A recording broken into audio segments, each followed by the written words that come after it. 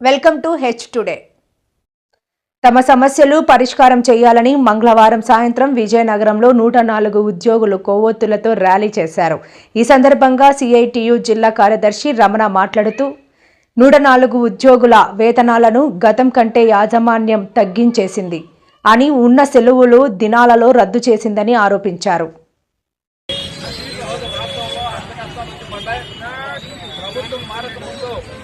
జగన్మోహన్ రెడ్డి గారి ప్రభుత్వం ఉండేటప్పుడు అరవిందో ఏజెన్సీ ఉండేది.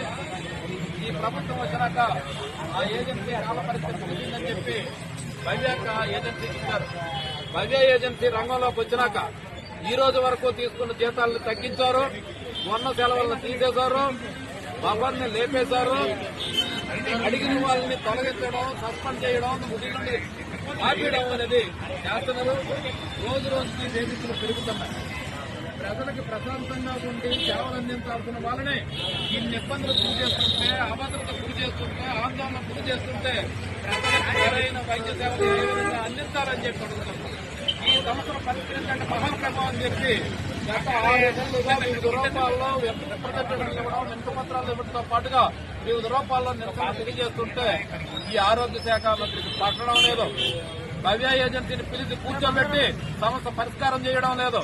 చివరికి భవ్యవాడి మీద ఏగ వెళ్తే ఈ ప్రభుత్వం మీద చుట్టు వల్లట్టు అనిపిస్తుంది.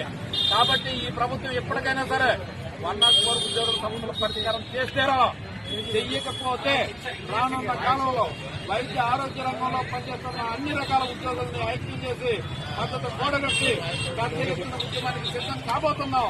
అటువంటి పోరాటం జరిగే పరిణామాలకి ఈ ప్రభుత్వమే బాధ్యత వహించాల్సిందని చెప్పి చెల్లించుకోవాల్సిందని చెప్పి ఈ సందర్భంగా తెలియజేస్తాం.